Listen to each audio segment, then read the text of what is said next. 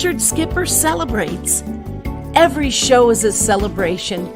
Richard Skipper celebrates the best in entertainment. Each show, Richard delivers the artists you love, showcasing what makes them unique. Never gossipy. The antidote to a sometimes hectic world. Now, here's your host, Richard Skipper.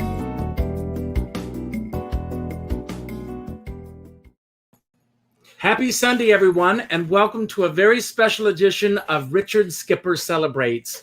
It's August. Happy August. I have to tell you, it was 42 years ago this week that I came to New York at the age of 18 with $500 in my pocket and huge dreams. Well, those dreams have never gone away. And I want to thank all of you for being here this evening. I want to thank you for your patience. We're going to talk a little bit once the show starts about why we did start late tonight. But I want to tell you there's so many things to celebrate. And that's what this show is about. I love to celebrate life. I love to celebrate artists. I love to celebrate art. And there are several things that we could be celebrating today. Today is American Family Day. So I celebrate our families. I celebrate our extended families. And our guest tonight, Charlotte Libov, is part of my extended family. Today is also National Girlfriend Day. And she's also a girlfriend of mine.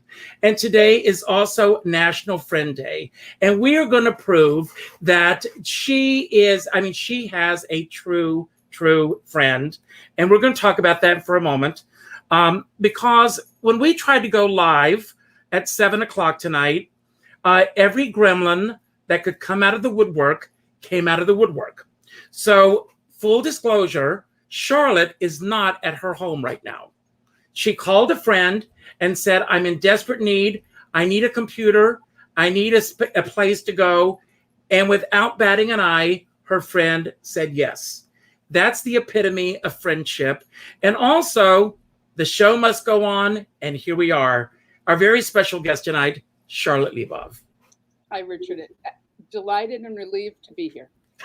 I'm relieved that you're here as well, because you are flying to New York on Wednesday to make, I think, what is your New York cabaret debut. Am I correct? You are absolutely wonderful. Well, in a lot of ways, it's my cabaret debut. So not only in New York.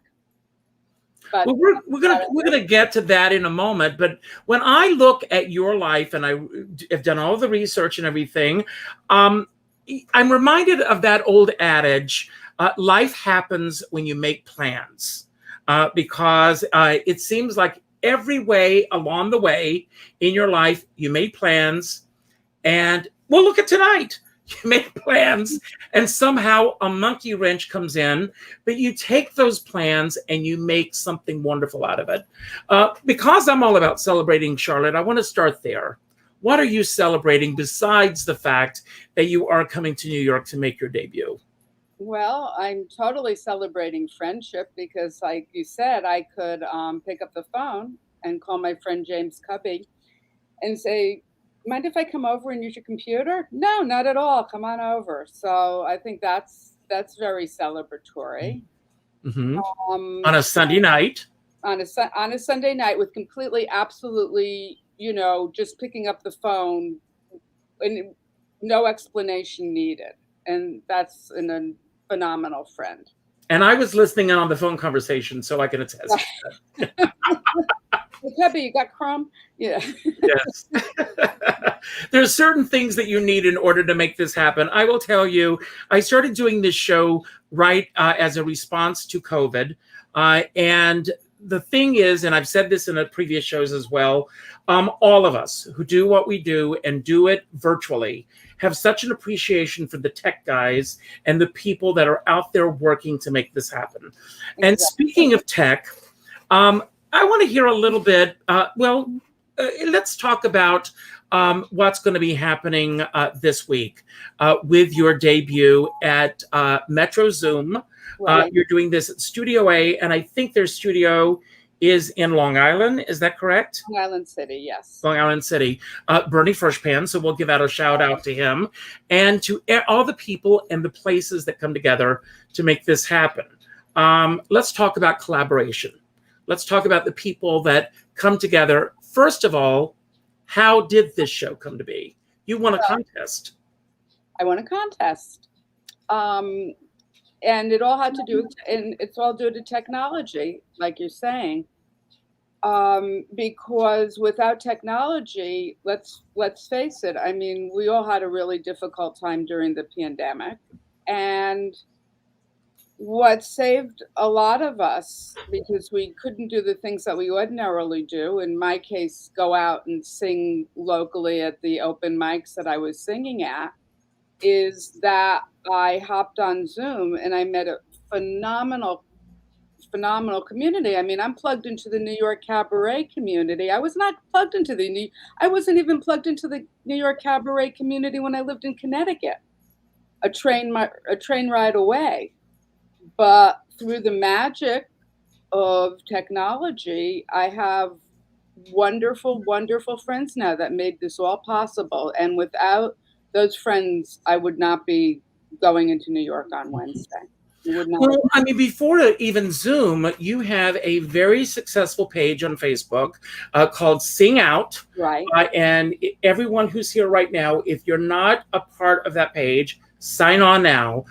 Whether you are an artist or just love being in the audience, that's the page to be, because you basically are a Dropbox, if you will, for everything that's happening in the entertainment world. And it's not just what's happening in cabaret, it's happening on Broadway, in film, television, across the board. And I see this expanding and expanding and expanding. I've been a part of Sing Out for 4 or 5 years now, I think. Possible. Well, we started in 2013. You came on pretty close after. Mm-hmm. I started the page basically because I'd been singing karaoke, but I have to tell you, singing karaoke in Miami and South Florida is different. Than when I did it in Connecticut. You know, there were, you go like to a dive. Not that there's anything wrong with dive bars, but it wasn't taken seriously. Mm-hmm. Really, it was just something to do with your friends. And then I come here, and everybody's taking it really, there's opera singers and performers and, people really taking it to the next level. Well, do you think that what's going on in Miami is just for the fun of it, that a lot of the people that are doing the karaoke are not pursuing it as careers, or am I wrong on that issue? Well, it's... we get a mix. Most people aren't pursuing it as careers. Some people have had careers. Some people have been cruise ship singers. Some people were in musical theater. We get theater students. We still get like bachelorette parties and, people that, for lack of a better word, stumble in. Mm-hmm. But when I first started going, I go often to a place called Hunter's in Wilton Manors in Fort Lauderdale. Mm-hmm. And I think everybody has the same experience when they first go, because you sit there and you go, okay, I'm not going up there. What did I have in it? I'm not doing it.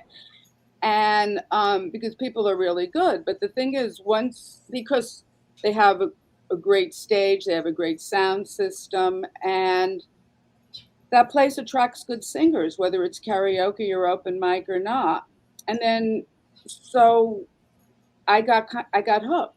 And when I started Sing Out, it was basically to find more places to sing karaoke. But I'm like you, Richard. I'm curious. Mm-hmm. I love meeting people. And once I meet somebody, like you, I want to support them in their endeavors. You know, I read a very interesting quote today, and it said that, and I know I'm going to screw this quote up, but the general idea is that networking is not about greed. It's about giving. And Exactly. I think that if more people think, at least that's my mantra, if we think about what we can give instead of what we can take, it changes the dynamics a lot. I know that for myself, I was reading recently that when the number one question that most people ask when they go for a job interview, do you know what it is? No. What are my vacation days? Instead of saying, what is it that I can bring to the table? What is it that I can bring to you to make this a success? They're asking, what are you going to give me? And I think that that's where we need to all change. Going to see a show, you know, go truly to support the person on stage. Not that you're there to network for your own show or to promote your own show, but I have, it's a pet peeve of mine. I never go to see someone else's show and hand out flyers for my own show, because to me, when I go to see a show, I am truly there to support them. And I think that we need more of that. And one of the things that I really love about you, Charlotte, is the fact that you do give so much to the community. You may be making your New York debut, but when I think of Charlotte Libov, I think that you're very much a part of the New York cabaret scene. That gives me such a thrill. I mean, that just tickles me so much, because it's an honor to be part of the New York cabaret scene, and it really, I've been around it enough, which is kind of odd because it's not been physically around it at all. But you know, I've seen when people have in the New York cabaret community have gotten sick, or God forbid, passed away. Mm-hmm.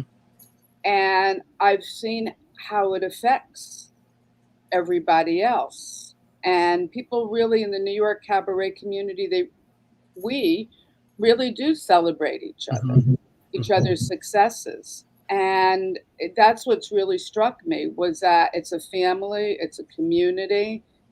And I really didn't have any idea of that until this year. And for anyone who thinks that this is something that you just started within, as you say, I think 2013, that Sing Out began, you're badly mistaken. Take a look at this photograph. This is you around 12 or so in the Beach Club talent show. So you started out, you know, very early.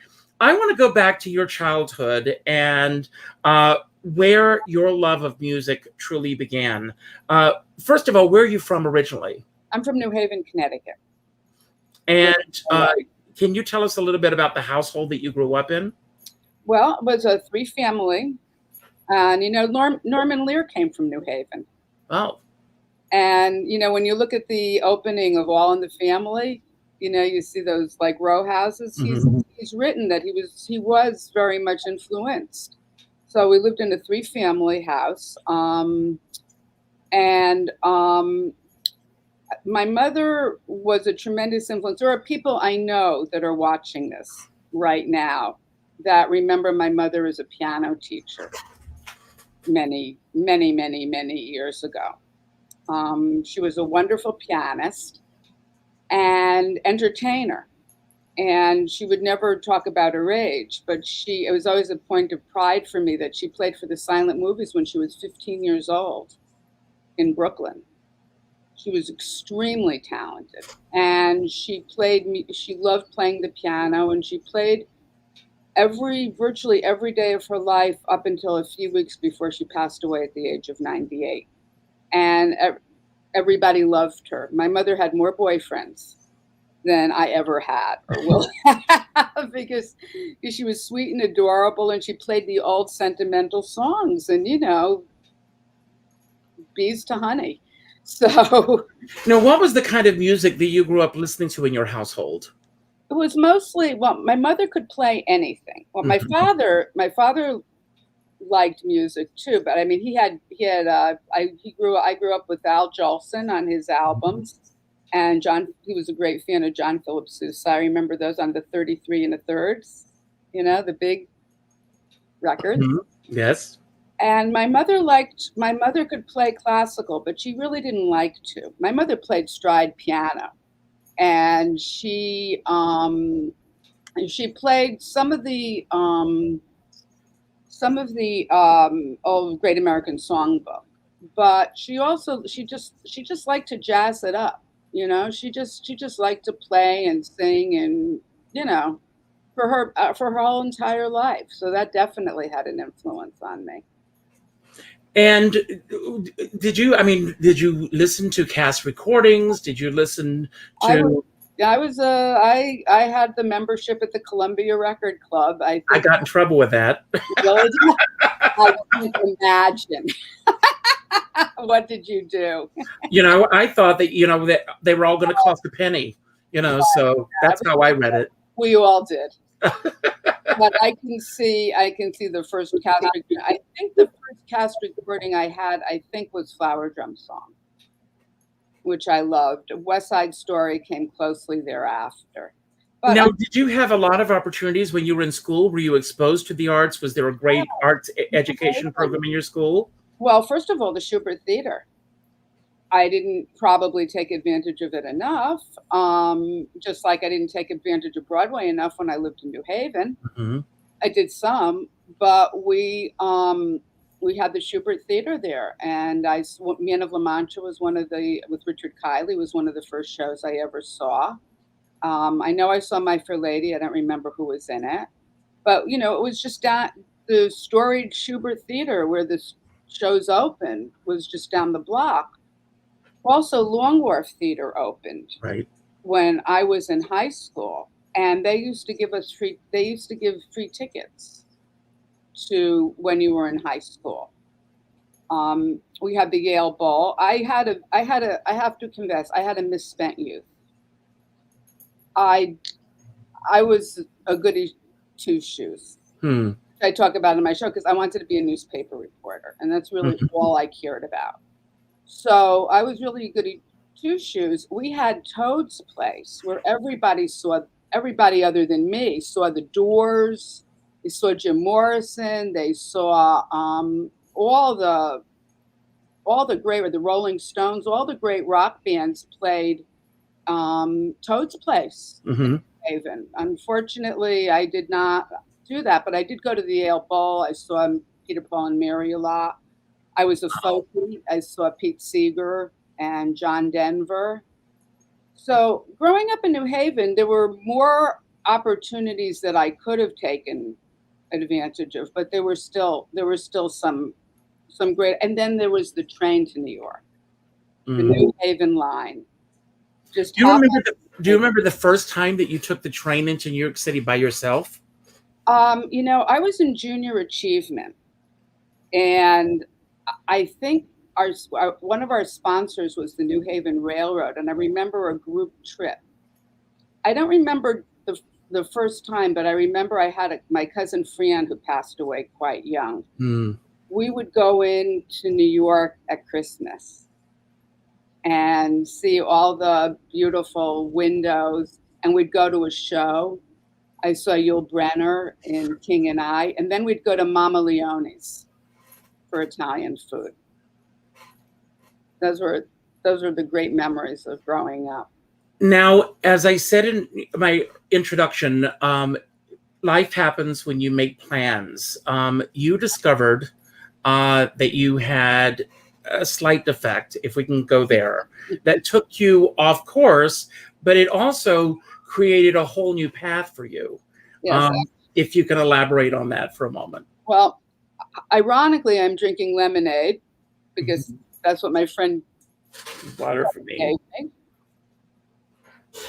But for a lot of my life, I really was the original making lemonade out of lemons person, because I was working as a newspaper reporter. Life was good. And I found out of the blue that I had a hole in my heart. And how did you find that out? I went to a regular doctor, and the story I tell is that I was filled out one of those long. I mean, I felt fine. Mm-hmm. but you were supposed to go get a physical. I forget why.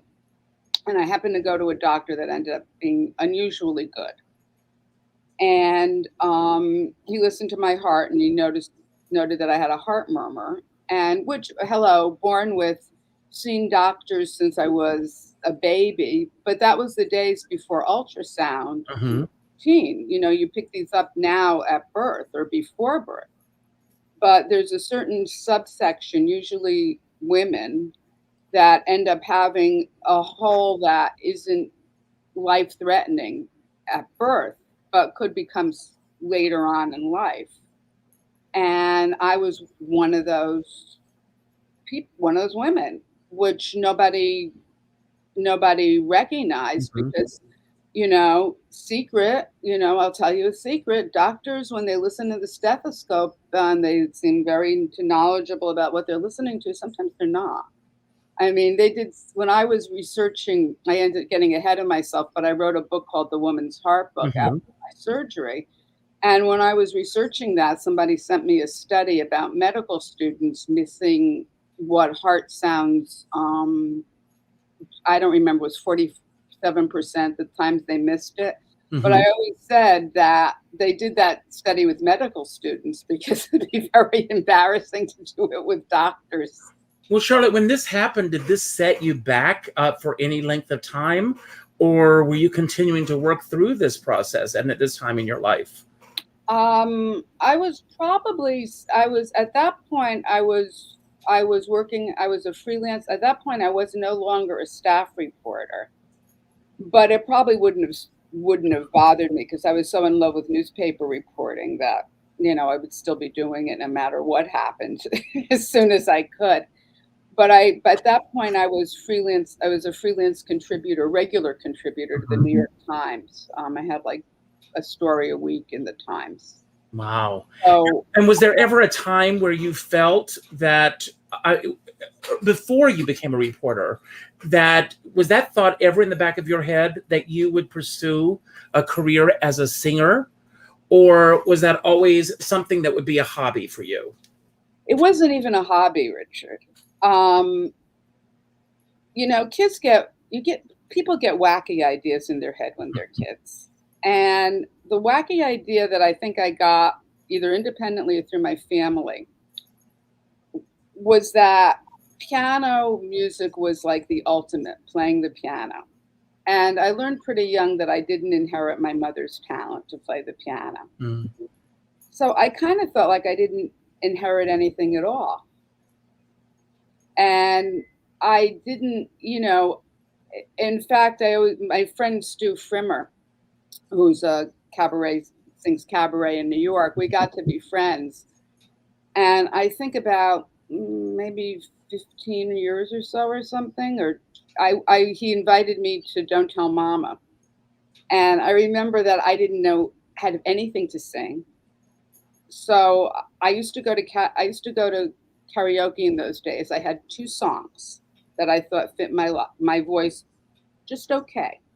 One was Crazy, which my mother had always played and I'd always sung with her. And the other was a Carole King, I Feel the Earth Move. Mm-hmm. And those are the only songs I ever sang. So I went and somebody told me about music notes. I printed out sheet music, because they said you have to have sheet music to sing, is you have to give it to a pianist. So I printed out sheet music. I went there. I just had 2 songs. I sang. I thought everybody was being very nice when they said I was good. And then I skittled back to my seat. I mean, that was... Well, I want to ask you, and be honest with me. I mean, did you feel that you were good at that time? Or did you feel that you had a lot to learn? I mean, I know, again, reading the research on you, you have studied with some of the greatest singers in cabaret and theater. But at that time, did you feel that you truly had a gift? Because never, ever, ever, ever. Ever, ever. But one thing I've always done, when we jumped ahead, but when I first started, after the book, I started speaking. And because I was invited to speak on heart disease, and I'd written this book. And even then, I always, I immediately joined the National Speakers Association, which is this huge speakers association, Mhm. really, swim with the sharks and everybody else. And I went to their conference, like right when I became a speaker, because I just always felt that there were people out there, and if I had the opportunity to be in their presence, I was going to learn something. And I learned a lot from those speakers. So I carried over the same philosophy when I started singing. And again, when I started singing, I was in Florida. So I didn't have access to the New York, which I did in New Well, Haven. I want to go back for a moment. When the transition happened for you, when you started getting speaking engagements, and the speaking engagements came as a result of the book that you wrote. Right. So when you started getting these speaking engagements, was that an easy transition for you, or was there a lot of fear? I mean, we've all been told, I never had this fear, but for some people, being in front of an audience is one of the biggest fears in the world. It's at the top of the list. Did you ever have that fear? I'll go back to what my Aunt Zelda said once. She said, "Oh my God, Charlotte Libov will get up into a room and speak for an hour. Why would that ever surprise somebody?" No. It was an amazing transition, because before that I had always been on the other side Mm-hmm. of the podium, because I was covering the speakers. And all the time I was covering the speakers, I never thought I should be up there doing that. Never occurred to me. The minute I was up there doing that, boom. But I was on a mission. I Mm-hmm. mean, my heart problem had been overlooked. If it had been continued, if I hadn't gone to that doctor, it would have killed me eventually. And what I learned after after I had my surgery, well, as I say in my show, I came back. I had my surgery in Cleveland, Ohio, because my cousin Fred was head of medical cardiac rehab at the Cleveland Clinic, which is a biggie. Mm-hmm. And he arranged for me to have my surgery there. So I didn't know at the time that I was going to, like, the Cadillac of, Mm-hmm. places, because it wasn't really relevant at the time. It became very relevant later, but not then. So, but when I came back, Dan Rather was on CBS News talking about how heart problems in women had been overlooked forever. There was nothing out there, nothing at all. So when I started speaking, I was on a mission. I was on a mission to raise awareness in women, because they had no awareness whatsoever. This was long before Wear Red for Women. The Mm-hmm. American Heart Association didn't even collect statistics on women when I started, because I would call them and I would ask them for statistics, because first of all, if you went to the internet in those days, everything was under construction. If you remember, you couldn't get information like you do now. That's right. That's right. So, so I was on a mission. So if I didn't like doing it, which I did, the fact that I was on a mission would have carried over. Well, how did the engagements begin to happen for you? Was this something that you actively pursued, or did it become a word of mouth that obviously you were knowledgeable on this, that all of a sudden these bookings are starting to come your way? It was, well, I guess it was a combination. I was writing my book, and and somebody wanted, in a local paper, asked if I could do an article on me. And another thing which I discovered when I was putting my show together, and I love that, my show. Oh, I do too. It's wonderful. Was that I have the habit of saying yes instead of no when people ask me something, which I suspect you do as well. Mm-hmm. So I said, yeah, sure. And they printed an article. And like I said, this was in the days before there was anything on heart disease in women. My book hadn't been published yet. Mine was among the first. So, and it hadn't been published yet. So from there, a nurse that was running a cardiac rehab program, asked me to speak. and I spoke to around 40 women, which was great at the time because it was before my book came out, and I was like, I was speaking, and then I was listening to their experiences. And then the second talk I was asked to do was at the University of Connecticut Health Systems. And I came in and I didn't see really anybody. And I thought, well, well, they probably didn't get very much of an audience. And I walked in the room and there were 650 people. Wow. And so at that point, I think it just grew organically.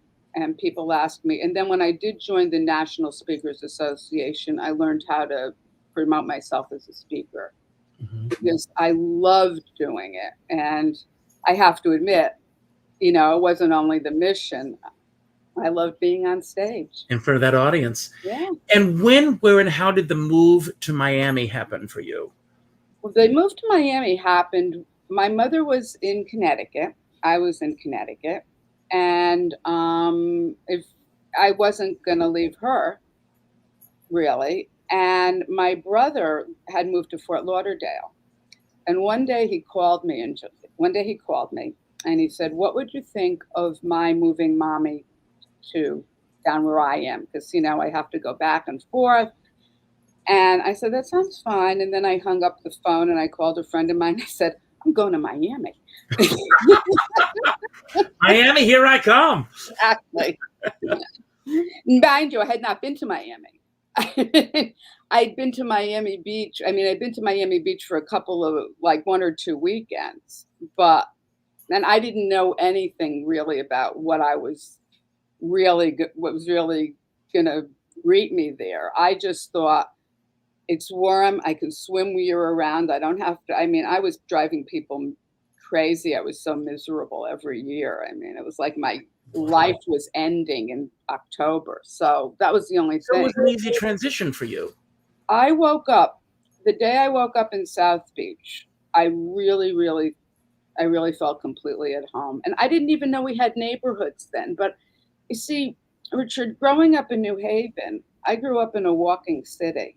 And I love a walking city. And I love going and meeting neighbors and having coffee. Even if I just go, to the dry cleaners, the fact that I can walk to the dry cleaners and see neighbors, to me, it's everything. And that's South Beach. If you go behind the glitz and the glamour, I can't say we're just any little small town, but, we do have neighborhoods.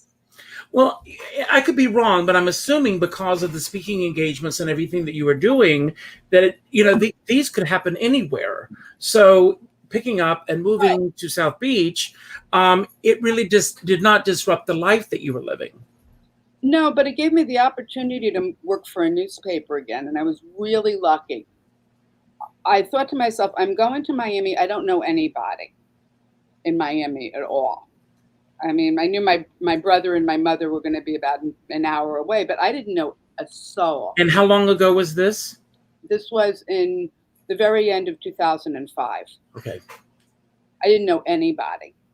So I thought I've always been happiest working for a newspaper. So, and then I have to admit, it's not that life happens when I make plans. I am a terrible planner, Richard.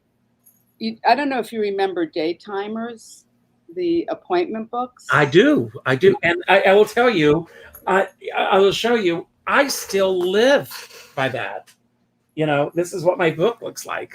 I live by planning. So it's interesting that you don't.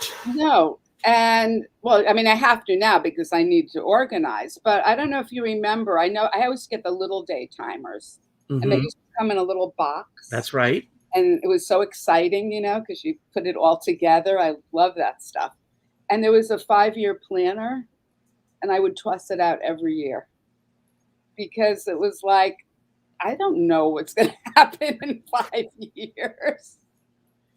So I didn't plan that much, but I did know that I loved working for newspapers. And I was very fortunate because, first of all, unfortunately, my language skills are like my piano skills. I don't learn other languages. So I thought I couldn't work for a newspaper in Miami because I didn't know Spanish. Mm-hmm. And but the internet, you'd started, being able to apply a lot through the internet to newspapers. You didn't have to do a lot of research. So I applied to a paper that I thought was something like an alternative paper. And it turned out to be a business paper. And, I said, I don't speak Spanish. And the editor said, it doesn't matter. And I just ended up by luck at this little excellent paper called Miami Today, Mm-hmm. which kind of fancies itself as a little Wall Street Journal. It was like a 1-year immersion course in how Miami runs. I mean, I covered the airport. I covered the opening of the Arch Center when it was construction. I wore a hard hat and I sat in on the building meetings when they had punch lists.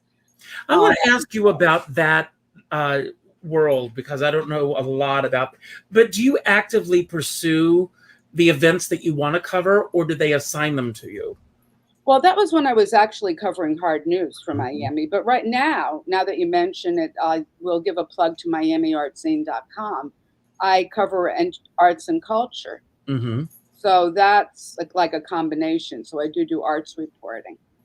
But then it was mostly, when I was a newspaper reporter, I had beats. So anything that happened on the beat, you covered. Mm-hmm. And my beats were transportation, Miami International Airport, the Arch Center, and real estate. So I learned so much about how Miami operates that I should have paid them because it was immersion. Now, I never lived in New Haven, so I'm going to throw caution to the wind and assume that New Haven never had the nightlife that Miami has. Well, no, it didn't. Although, it did. It had Yale, but it had more nightlife than a lot of places, I would imagine. But when I came to South Beach, I literally was Dorothy in The Wizard of Oz. I mean, I walked around I just walked around looking at everything. First of all, because I saw places I never imagined I would ever see, like the Jackie Gleason Theater, which I used to watch when I was a kid with, Jackie Gleason and the June Taylor Dancers, and Jackie Gleason saying, welcome to the sun and fun capital of the world, Miami Beach. And I met wonderful people. I met a woman named Naomi Wilson, who is no longer with us, but she had the World Erotic Art Museum in Miami, and she just throw great parties. And I remember walking down the street one day and I was following a woman in a body stocking with a lampshade on her head. I love it. And I thought, oh my God, I am not only do I know where she's going, I'm going to the same party. So, we have installed wonderful drag queens, wonderful nightlife, not like in the 1990s, where I am now, James Cubby, he wrote South Beach Star because he was a reporter during those days when Prince had a club here called Glam Slam, and, things were really wild. But believe me, for me, they were really wild. So I want to talk a little bit about the process of putting together a show. So let's start, first of all, with your entering this contest. Did you have any trepidation at all entering Bernie Freshpan's MetroZoom contest? How did you prepare for it? And when you found out that you won? Okay, I had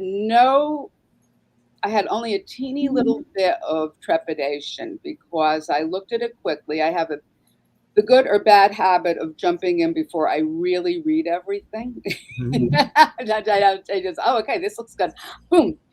So I didn't really read all the fine print. I didn't think I would win. Bernie, who I had met briefly because he did the world's longest variety show that I entered, was having this contest, and you could enter several times. You could enter, I think, 12 times a day, and put it up on during a 3-week period, and put it up on social media every time you entered. I entered once, so I didn't think there was any chance. I mean, I didn't, realize. What happened? Did people vote on your performance, or No, it wasn't really a performance. It was a giveaway. You just had to say you wanted to win a production, and I looked, and it said, do you have the desire to perform before a live audience? I have to understand, at this point, I had done a lot of open mic singing. I'd gotten very comfortable on stage. I knew I loved being on stage. I knew I was pretty good at it. And everything had shut down. And I thought I would never get a chance to do anything like that. I mean, I'm not 25, I mean, I didn't, have a whole huge where I could say, okay, I'll give up a year because I have 50, 60, 70 more years ahead. I thought, I've done all this preparation. I'm not even going to get out and get to do an open mic. So when someone was saying, do you have the desire to perform before a live audience? It was, well, yes. And then I guess it said, do you have a show that you could perform in 6 months? It was a 6-month window from when you won, when you had to perform it. And, typical to me, I said, well, no, I don't, but I'm sure I could, because I knew nothing about what it would all involve. And then it said, would you go to New York to do it? And that gave me a little pause. But I love New York, so I thought, what a great excuse to go to New York. So I just said yes, yes, yes, and I entered. And then when I won, I was like shocked, but I was thrilled. So from the time that you entered the contest until you did win, had you mapped out the songs you were going to sing in the show? Oh, when I entered to when I won? Yes. That was very small. I didn't give it thought. I didn't give it thought to what I would do because I didn't think I was going to win. Now, let's start with the title of your show. It's I Wrote the Book, which of course is from Kander and Ebb's Woman of the Year. That's your starting point. Did you always start with that point, with that title? No. I heard Liza Minnelli's song, Yes, on the Liza Minnelli Live album. And I do it in the show, but that was when I envisioned the show, that's what I was going to start with. And the other thing I always knew, and on good alternative title I always thought about was you got to have heart. Because that little girl that you just showed in the talent contest? That's right. I love Broadway. And I got the idea in my head when I was on the speakers circuit that I wanted to open my talks on heart disease in women by singing You Gotta Have Heart. That I never, ever, I guess, I said that would be a nice thing to do, but I would do it now in a heartbeat, so to speak. But back then I was intimidated. I thought, well, that, I can't do that. So the alternative title was either going to be Yes or You've Got to Have Heart. But then Matthew Martin Ward, who's my musical director, who you know. Yes. He said, have you heard of this song, I Wrote the Book? Have you heard of this show, Woman of the Year? And I said, no. And I instantly fell in love. I said, oh my God, that just the lyrics of I Wrote the Book is my life. So that's how it became the title, but no, it wasn't originally. Well, how did Matthew come to be your director? That the reason I am at all a member of the New York cabaret community is because on Zoom, when I went on Zoom, when everything shut down, I had already met Natasha Castillo, who runs Spotlight for You. Yes. She joined Sing Out before the pandemic. And I had gotten to know her a little through Sing Out, and I was going to go to Spotlight for You in person in April 2020 because there's a writers' conference I always go to in New York. And of course, the pandemic shut it down. But by that time, I was already following Natasha, and she said, we're going to do it on Zoom. So that's how I ended up on Zoom. And one of the performers on Zoom was Matthew Martin Ward. However, I did not know at the time, my friend Stu Frimmer, who sings also, he kept talking about his pianist and his voice teacher, Matthew. And I have to admit, 3 months may have passed before I realized that was the same Matthew I was singing with every single week. Stu even gave me, he said, I'm giving you a birthday present. I wanted you to do a lesson with Matthew. And I'm like, how do I contact him? Because, I didn't know it was the same guy. But once I did, as soon as I found out I won the contest, my first call was to Matthew, and it was, will you be my music director? I already had a wonderful voice teacher in Miami named Gerard Ortega, but I knew he was busy and this was going to be in New York. So my first call was to Matthew, which was basically, oh my God, I won this. Will you please help me put together a show? And did Matthew choose Gretchen Reinhagen, your director, or did you find Gretchen? And how did that come to be? Well, again goes back to Stu, because at the beginning of the pandemic, Stu also likes to support people. And Sue Matusky had written a book with David Sabella called So You Want to Be a Cabaret Singer. So you want to sing cabaret? Want to sing cabaret. And Stu sent it to me and I said, very nice, nice doorstop. What am I going to do with this? We have a pandemic. I'm not going to get to sing cabaret ever.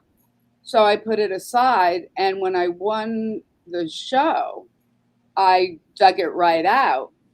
And I had started to notice that cabaret people doing shows sometimes had directors. I noticed my friend Mary Zeev had Faith Prince as a director. So I got out Sue's book and, looking through it, and it said, building your team. So that's what I used. And I asked Sue, because I figured she knew everyone at this point, who would be a good director. And I had in my mind, I wanted it to be a woman. And because, Woman of the Year, and because of my story. Maybe that's sexist, but I just sort of felt that way. Whatever works for you, I think that's great. I wanted it to be somebody funny. And I told that to Sue, and she said, I've got just the director for you. And that's Gretchen. And she's great. And I can't believe that I fly out on Wednesday and Thursday for rehearsal. I get to meet Matthew and Gretchen. So how have you been rehearsing? Has it all been on Zoom? It's actually been on Jam Kazam mostly, which is a platform that lets, especially because Matthew really insisted on it, because you can play. Because when he played, if you do it on Zoom, there's always a slight delay. But when you Jam Kazam is another platform and does away with that. So it's a better platform for jamming, for having different instruments and things like that. And once I got onto that, it was a relatively easy transition. And are you just using piano, or do you have other instruments as well? I'm just using piano. I had a choice that I could have other musicians as well. But since this is a cabaret show, and since I'm most comfortable with the piano, and since I knew a wonderful pianist, then that was a no-brainer. So you're doing the show on the 6th, am I correct?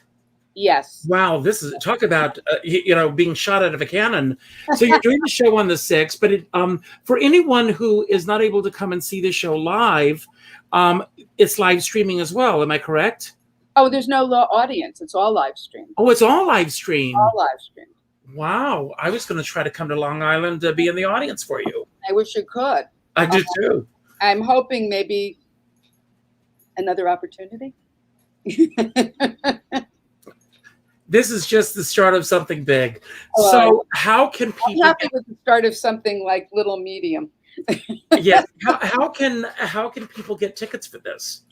Well, let's see. I don't have all my on Cubby's computer, but If you send it to me, I will make sure that it goes out to everybody. is go to www.MetropolitanZoom.com, and I'm right under, trending shows of the week. You'll find it really easy. Mm-hmm. And are you going to get a chance to spend any time here in New York, or is it just a fast turnaround? This is a relatively fast turnaround, but I am coming back in September because Stu he often does a show for his birthday, Don't Tell Mama. And for the last couple of times when it's a milestone birthday, he's been kind enough to bring me in to be his MC, which I've loved. So I'm going to come back in mid-September and spend a little more time and see some shows and see some of my friends. Well, we've got to see each other as well. And I'm going to show a couple of more pictures here. First of all, I love this picture. This is a speakeasy that you helped to produce. Yeah, we were doing open mic a lot at a place called Magnum with a pianist named Bill Campbell. And we eventually kind of coalesced as his Legends of Open Mic. And then I think if I remember correctly, the owner of Magnum gave us the opportunity. He said, "Why don't you do a show sometime?" And I love the Prohibition era. Mm-hmm. And Bill had actually had a grandfather, I think, that had been in Prohibition, had been a bootlegger. So we just started brainstorming, and it was one of the fun nights of my life. I mean, we were the cast, and my friends. We were all the singers. We got dressed to the nines. It was sold out. It turned out to be a big deal, and we just had a blast. Now, before we start to wrap things up, I'd like to talk about some of the mentors that you've worked with. Sure. If you can tell us about some of the mentors that you've worked with who have made the biggest impact on you. Well, in terms of, You're singing, yes. My voice teacher, Gerard Ortega, has had a huge, huge, huge influence because he's just the sweetest guy ever. And he makes you think you can do things, you have no idea you can do. But like I said, right kind of out of the box years ago, do you know David Muellmans? Yes, very well. As a matter of fact, I did his press for him in New York. Really? Yes. Well, when I first started Sing Out, he reached out to me because I think he had the idea of possibly making a MAC chapter in South Florida. And we got to be friends. And he brought down Marilyn Maye. Marilyn Maye was performing at the Colony in Palm Beach. Mm-hmm. And she was having a master class. And this was like when I was really, really starting. But somehow it's funny when I can be intimidated sometimes. And then sometimes I just go, okay, Marilyn Maye, yeah, I'll sing for her. The most popular guest on Johnny Carson ever. And so I did a master class with her, and I've done a master class with Sally Mays that I think David also was doing it because, see, the thing is, I was in Florida. I was going to have no chance to meet anybody, I thought, in the New York cabaret scene. So if somebody was going to float into Florida, that was going to be my only chance. And so that's how I ended up taking a class with Marilyn Maye and Sally Mays, and my idol since 1994, Guys and Dolls, which I saw on Broadway, which was Faith Prince, one of my total idols. Mm-hmm. And then when I was preparing for this show, I thought, I'm going to use this opportunity to really do everything that I wanted to do because it gave me an excuse. And I had met Betty Buckley several years ago, and we had a short-lived. There she is. There We she had is. a short-lived. That was after we had a short-lived, unfortunately, Broadway South Beach series, because the people that brought it produced things in Provincetown, and it didn't go over, which breaks my heart. But Betty Buckley was one of the performers, and we stayed in touch. And and I have no fear of approaching people and saying, "Do you want to be a member of Sing Out?" I have amazing people. I have you in Sing Out. I have Ann Hampton Calloway in Sing Out. Richard J. Alexander. Well, Richard J. Alexander is a good friend in real life too, and we do karaoke. We've done karaoke together, and so I saw on Facebook that Faith Prince was going to be doing a series of 6 lessons of acting, singing, storytelling. So I thought, okay, I'm going to really need every bit of whatever I can muster to do a really good show, because that's what my goal is, to do a really good show. That's my one goal. And so I signed up for her classes, which were on Zoom, and they were amazing. She's an amazing, amazing woman. I mean, the fact that she's Tony Award-winning Betty Buckley, that's just a starting point. She's an amazing teacher. Well, I'm going to say this. You are an amazing person, and it's a testament to you. I mean, I can't believe this. We are at the end of our show. It's a testament to you that everybody showed up at 7 o'clock and they waited to 8 o'clock. So I want to give a big shout out to your friend Cubby. Thank you for allowing this tonight, for making this happen. We couldn't have done it without you.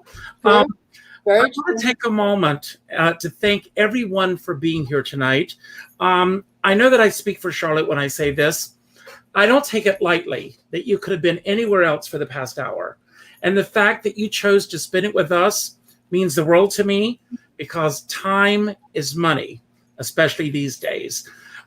If this was your first time here and you had a great time tonight, my hope is that you will subscribe to Richard Skipper Celebrates. I'm all about celebrating artists and their body of worth. What makes a great artist? You saw tonight what makes a great artist. And I've got some great artists coming up over the next few weeks that I'm very, very excited about. So please consider subscribing. If you like tonight's show, hit the like button. And even if you've commented here tonight, leave a comment on YouTube, because what that does, it elevates the ranking of this video. And the more comments that this video gets, the more people that will see this. So please do that. I also end every show by telling everyone to go out and do something nice for somebody else without expecting anything in return. Go to your Facebook friends list, and the first name that pops up, reach out with a phone call. Not an email message, not a text message, not a private inbox message, but a phone call. And let that person know what they mean in your life. As our dear friend David Friedman says, we're all in this together, but we're not in the same boat. And I say, if you're going to be out in a boat, make sure you bring a skipper along. Now, Charlotte, I'm going to leave the screen. I'm going to give you the stage all to yourself. Anything that you want to talk about, that you want to build upon, that we talked about tonight, anything that we didn't talk about that you wish that we had, or just any message that you want to put out to everyone who's watching now. Again, I thank you for the gifts that you've given to the world and that you're going to continue to give. I cannot wait to see your show on the 6th. And thank you for spending and kicking off August with me. This is a very special treat for me. I love you very much. I love your shows. It's been an honor. Well, everybody can see that this is a makeshift stage. And I just want to close by saying that I totally do believe what I preach, which is that if you really want to do something, go out and do it. It's never the wrong time. It's never too early. It's never too late. We only go around once, and what we're learning is that it's really short and we don't know what's around the next corner. So I just want to thank you, Richard, and leave the thought that just do it. That's all.